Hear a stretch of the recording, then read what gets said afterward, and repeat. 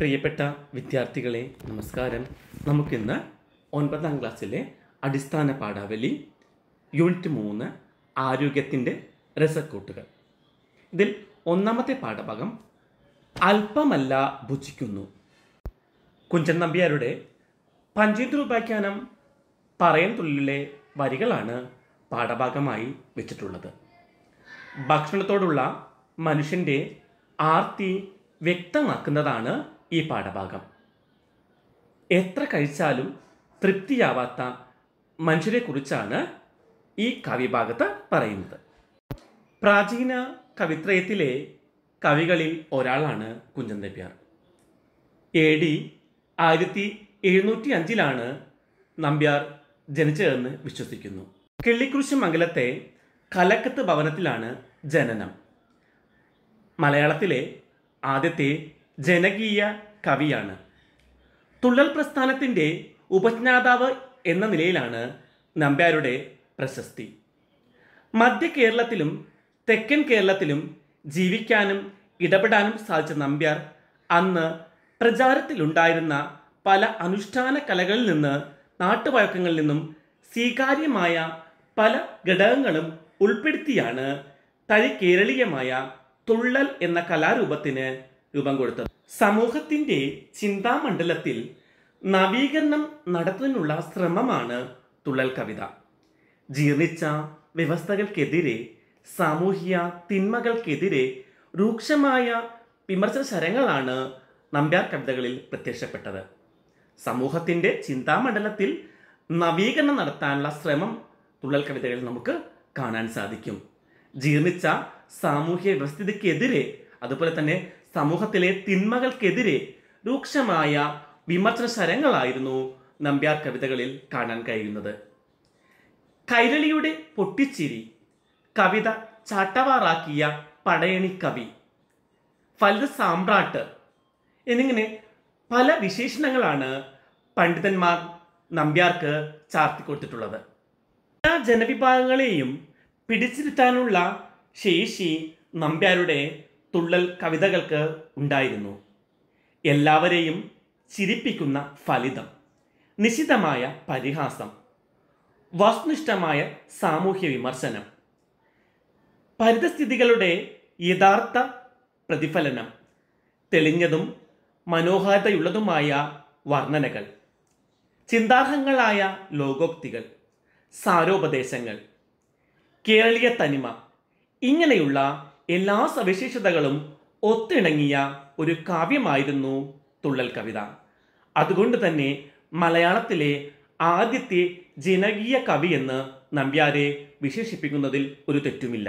തുള്ളൽ 3 തരത്തിലുണ്ട്: ഓട്ടൻ, സീതങ്കൻ, പറയൻ എന്നിങ്ങനെ. പഞ്ചേന്ദ്രോപാഖ്യാനം പറയൻ തുള്ളൽ വിഭാഗത്തിലാണ് ഉൾപ്പെടുന്നത്. പാഠഭാഗത്ത് പഴയ കാലത്തെ ഒരു സദ്യയുടെ വിശേഷങ്ങളും ആഹാരപ്രിയരുടെ ചേഷ്ടകളും വളരെ രസകരമായി നമ്പ്യാർ വർണ്ണിക്കുന്നു. പഴയ കാലത്തെ ഒരു സദ്യയുടെ വിശേഷങ്ങളും ആഹാരപ്രിയരുടെ ചേഷ്ടകളുമാണ് രസകരമായി നമ്പ്യാർ ഇവിടെ വർണ്ണിക്കുന്നത്. പാഠഭാഗം ആരംഭിക്കുന്നത് ഇങ്ങനെയാണ്: നല്ല ചോറും നല്ല നെയ്യും നല്ല നേന്ത്ര പഴക്കായും നല്ല വണ്ണൻ പഴം കണ്ണൻ പഴം കാളിപ്പഴം നല്ല, ഇങ്ങനെ പോകുന്നു വരികൾ. അല്പമല്ല ഭുജിക്കുന്നു എന്ന തലക്കെട്ട് പോലും മനുഷ്യന്റെ ആർത്തി വ്യക്തമാക്കുന്നതാണ്. എത്ര കഴിച്ചാലും മതി വരാത്ത മനുഷ്യരെക്കുറിച്ചാണ് ഈ കാവ്യഭാഗത്ത് പറയുന്നത്. പലതരത്തിലുള്ള വിഭവങ്ങളും ഭക്ഷണം വിളമ്പുകാരുടെ ധൃതിയും ഭക്ഷണപ്രിയരുടെ കൊതിയും ഭക്ഷണപ്പുരയിലെ ബഹളവുമെല്ലാം ഈ കവിതയിൽ നമുക്ക് കാണാൻ കഴിയും. നല്ല ചോറ്, നല്ല നെയ്യ്, നേന്ത്രപ്പഴം, വണ്ണൻ പഴം, കണ്ണൻ പഴം, കാളിപ്പഴം, പഞ്ചസാര ഗുളം, തേൻ, പലതരം പപ്പടങ്ങൾ എന്നിവയെല്ലാം ഈ സദ്യയിലുണ്ട്. ഗുളം എന്ന് വെച്ചാൽ ഉണ്ട ശർക്കര എന്നാണ് അർത്ഥം കേട്ടോ. ഇഞ്ചി മാങ്ങ, നാരങ്ങാക്കറി, വേപ്പിലക്കട്ടി എന്നാൽ ചമ്മന്തിപ്പൊടി, പരിപ്പ്, പച്ചടി എന്നിങ്ങനെ തൊടികറികളും എല്ലാവർക്കും ആവശ്യത്തിനും വിളമ്പിക്കൊടുക്കുകയാണ്. വറുത്ത ഉപ്പേരികൾ, ശർക്കര ഉപ്പേരി എന്നിവയും വിളമ്പുന്നു. കുടിക്കാനായിട്ട് കരിമ്പിൻ നീര്, പാലും കൊടുക്കുന്നു. പിന്നെ ഉപ്പിന്റെ വിശേഷണം നോക്കുക. ചെറുതുമ്പപ്പൂവിനൊക്കും വെളുത്തുപ്പും വിളമ്പുന്നു. നോക്കിയേ, ചെറുതുമ്പപ്പൂവിനൊക്കും വെളുത്തുപ്പും വിളമ്പുന്നു. അപ്പൊ ഇലയിൽ ഉപ്പ് വിളമ്പുന്നതിനെ കുറിച്ചാണ് ഇവിടെ പറയുന്നത്. തുമ്പപ്പൂ പോലുള്ള വെളുത്ത ഉപ്പ് വിളമ്പുന്നു എന്ന്. ഉപ്പിനെ ഇവിടെ തുമ്പപ്പൂവുമായി കവി സാമ്യപ്പെടുത്തിയിരിക്കുകയാണ്. രണ്ടിന്റെയും നിറം വെളുപ്പാണ്. മനോഹരമായ ഒരു സദൃശ്യ കൽപ്പനയാണ് ഇത്. എരിശ്ശേരി 4 കൂട്ടം, പ്രഥമൻ 5 കൂട്ടം. എരിശ്ശേരി എത്ര തരമാണ്? 4 തരം എരിശ്ശേരിയും 5 തരം പ്രഥമനും 2 തരത്തിലുള്ള പുളിശ്ശേരി, തൈര്, മോര് എന്നിങ്ങനെ എല്ലാ വിഭവങ്ങളും വിളമ്പുന്ന ഒരു സദ്യയാണിത്. അപ്പം പലതരത്തിലുള്ള സാധനങ്ങൾ ഇവിടെയുണ്ട്. അപ്പോൾ ഇത് കഴിച്ചുകൊണ്ടിരിക്കുന്ന ആളുകൾ, അതുപോലെ വിളമ്പിക്കൊടുക്കുന്ന ആളുകൾ, ഇവരുടെയെല്ലാം ബഹളവും ഈ കാവ്യഭാഗത്ത് സൂക്ഷ്മമായി തന്നെ നമ്പ്യാർ വർണ്ണിക്കുന്നുണ്ട്. അപ്പോൾ ഭക്ഷണം കഴിക്കുന്നവരുടെയും വിളമ്പുന്നവരുടെയും ബഹളം നമുക്ക് ഈ കവിതയിൽ കാണാൻ കഴിയും. ഓരോരുത്തരും തങ്ങൾക്ക് വേണ്ട സാധനങ്ങൾ വിളിച്ചു പറയുന്നതിൻ്റെ ഒച്ചയാണ് കേൾക്കുന്നത്. ചിലർ പപ്പടം പപ്പടം എന്നിങ്ങനെ വിളിച്ചു പോകുന്നു. ചിലർ പഴം, ഗുളം, പച്ചടി, പരിപ്പ് എന്നിങ്ങനെ ഒച്ചത്തിൽ വിളിച്ചു പറയുന്നതിൻ്റെ ശബ്ദവും, വിളമ്പുകാർ ഇവ വേണോ എന്ന് ചോദിച്ചു നടക്കുന്നതിൻ്റെ ശബ്ദവും എല്ലാം നമുക്ക് കേൾക്കാം. ഒരു കൂട്ടർ കഴുത്തറ്റം വരെ കഴിച്ചിട്ടും തൃപ്തിയാകാതെ വീണ്ടും കഴിക്കാൻ ശ്രമിക്കുന്ന കാഴ്ചയും ഈ കാവ്യഭാഗത്ത് നമുക്ക് കാണാൻ കഴിയും. കൊതിയന്മാരുടെ ആർത്തിയും വെപ്രാളവും വളരെ മനോഹരമായി തന്നെ നമ്പ്യാർ ഈ കാവ്യഭാഗത്ത് വർണ്ണിച്ചിരിക്കുന്നു. അല്പമല്ല ഭുജിക്കുന്നു കഴുത്തോളം പൂർണ്ണമായി, അല്പമല്ല ഭുജിക്കുന്നു കഴുത്തോളം പൂർണ്ണമായി, ടപ്പുറത്തു കവിഞ്ഞാലും തൃപ്തിയില്ല ചിലർക്കെല്ലാം. കഴുത്തറ്റം വരെ കഴിച്ചിട്ടും തൃപ്തിയില്ലാത്ത ആളുകൾ. എത്ര മനോഹരമായ ഒരു കാഴ്ചയാണ് നമ്പ്യാർ ഇവിടെ വിവരിക്കുന്നതെന്ന് നോക്കുക. പാഠഭാഗത്തിലെ ചോദ്യങ്ങളും ഉത്തരങ്ങളും പരിശോധിക്കാം. ചെറുതുമ്പപ്പൂവിനൊക്കും വെളുത്തുപ്പും വിളമ്പുന്നു. ഈ കാവ്യപ്രയോഗത്തിന്റെ ഭംഗി കണ്ടെത്തുക. ഇവിടെ ഇലയിൽ ഉപ്പ് വിളമ്പുന്നതിനെ കുറിച്ചാണ് വിവരിക്കുന്നത്. തുമ്പപ്പൂ പോലുള്ള വെളുത്ത ഉപ്പ് വിളമ്പുന്നു. ഉപ്പിനെ തുമ്പപ്പൂവായി സാമ്യപ്പെടുത്തിയിരിക്കുന്നു. ഉപ്പിനെ തുമ്പപ്പൂവുമായിട്ടാണ് സാമ്യപ്പെടുത്തിയിരിക്കുന്നത്. രണ്ടിൻ്റെയും നിറം വെളുപ്പാണ്. മനോഹരമായ ഒരു ഉപമ തന്നെയാണ് ഇവിടെയുള്ളത്.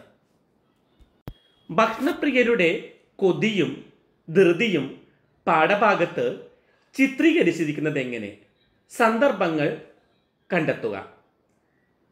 പപ്പടം പപ്പടമെന്നും പഴമെന്നും കുളമെന്നും പച്ചടി പച്ചടി എന്നും പരിപ്പുമെന്നൊരാഘോഷം. അപ്പോൾ നമ്മൾ ഈ വരികളിലാണ് ആ ഭക്ഷണപ്രിയരുടെ കൊതിയും ധൃതിയൊക്കെ നമുക്ക് കാണാനായിട്ട് കഴിയുന്നത്. ചില ആളുകൾ പപ്പടമെന്ന് വിളിച്ചു പോകുന്നു, ചിലർ പഴം, ഗുളം, പച്ചടി, പരിപ്പ് ഇവയെല്ലാം വേണമെന്ന് പറഞ്ഞ് ഒച്ച ഉണ്ടായിക്കൊണ്ടിരിക്കുകയാണ്. ഇങ്ങനെ ഭക്ഷണം കഴിക്കുന്നതിൻ്റെ ഒരു മേളമാണ് നമുക്കവിടെ കാണാൻ കഴിയുന്നത്. ഓരോരുത്തരും തങ്ങൾക്ക് വേണ്ട സാധനങ്ങൾ വിളിച്ചു പറയുന്നതിൻ്റെ തിരക്കിലാണ്. ഉച്ചത്തിൽ ഇന്നത് വേണം, പഴം വേണം, പച്ചടി വേണമെന്ന് വിളിച്ചു പറയുന്ന ആളുകൾ. ചിലർ ഇത് വേണോ, വിളമ്പുകാരാകട്ടെ ഇത് വേണോ, പഴം വേണോ, അല്ലെങ്കിൽ പച്ചടി വേണോ, പപ്പടം വേണോ എന്ന് ചോദിക്കുന്ന ആ ശബ്ദം. അങ്ങനെ ഉള്ള ഒരു മേളം നമുക്ക് ഈ കവിതയിൽ കാണാൻ കഴിയും.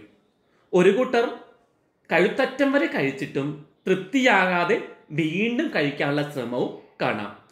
കൊതിയന്മാരുടെ ആർത്തിയും വെപ്രാളവും വളരെ മനോഹരമായി നമ്പ്യാർ ഇവിടെ വർണ്ണിച്ചിരിക്കുന്നു. നമ്പ്യാർ കവിതകളിലെ സാമൂഹിക വിമർശനം. എല്ലാ ജനവിഭാഗങ്ങളെയും പിടിച്ചിരുത്താൻ കഴിവുള്ള കവിയായിരുന്നു നമ്പ്യാർ. മലയാള സാഹിത്യത്തിലെ അമൂല്യമായ സംഭാവനകൾ നൽകിയ കവിയുമായിരുന്നു നമ്പ്യാർ. തുള്ളൽ പ്രസ്ഥാനത്തിൻ്റെ ഉപജ്ഞാതാവ്, ആദ്യത്തെ ജനകീയ കവി, ഫലിത സാമ്രാട്ട്, കവിത ചാട്ടവാറാക്കിയ കവി എന്നിങ്ങനെയുള്ള നിരവധി വിശേഷണങ്ങൾ കുഞ്ചൻ നമ്പ്യാർക്ക് നമ്മൾ കൊടുക്കാറുണ്ട്. സാമൂഹിക ധർമ്മമാണ് നമ്പ്യാരെ സംബന്ധിച്ചിടത്ത് വളരെയധികം പ്രാധാന്യമുള്ളത്.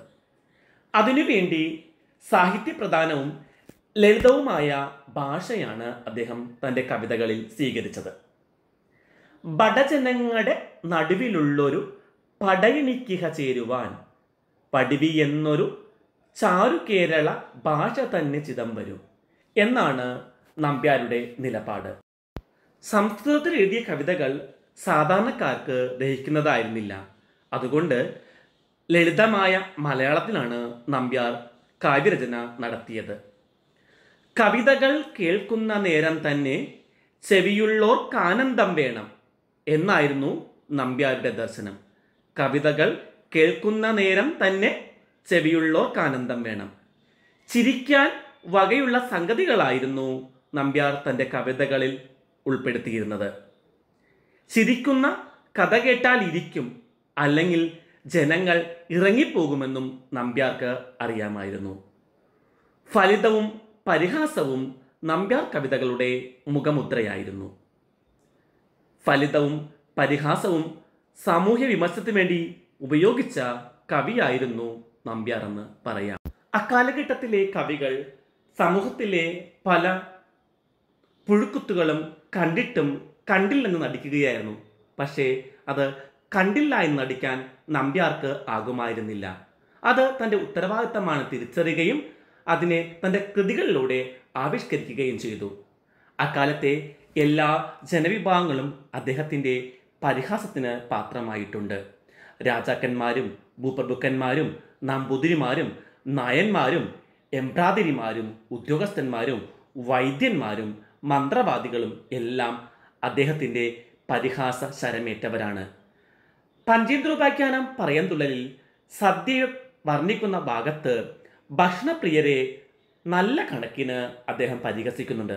അമിതമായി ഭക്ഷണം കഴിക്കുന്നവരെ നല്ല രീതിയിൽ അദ്ദേഹം കളിയാക്കുന്നു. കഴുത്തോളം നിറഞ്ഞാലും തൃപ്തി വരാതെ പിന്നെയും ഭക്ഷണത്തോട് ആർത്തി കാണിക്കുന്നവരെയാണ് കവിതയിൽ അദ്ദേഹം അവതരിപ്പിക്കുന്നത്. വേപ്പില കട്ടി വേപ്പില കട്ടി, തുമ്പ പൂ തുമ്പപ്പൂ.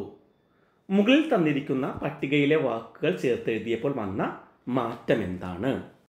രണ്ട് പദങ്ങൾ തമ്മിൽ ചേരുമ്പോൾ ഒരു വർണ്ണം ഇരട്ടിക്കുന്നത് കാണുന്നു നമ്മൾ. രണ്ട് പദങ്ങൾ തമ്മിൽ ചേരുമ്പോൾ ഒരു വർണ്ണം ഇരട്ടിക്കുന്നു.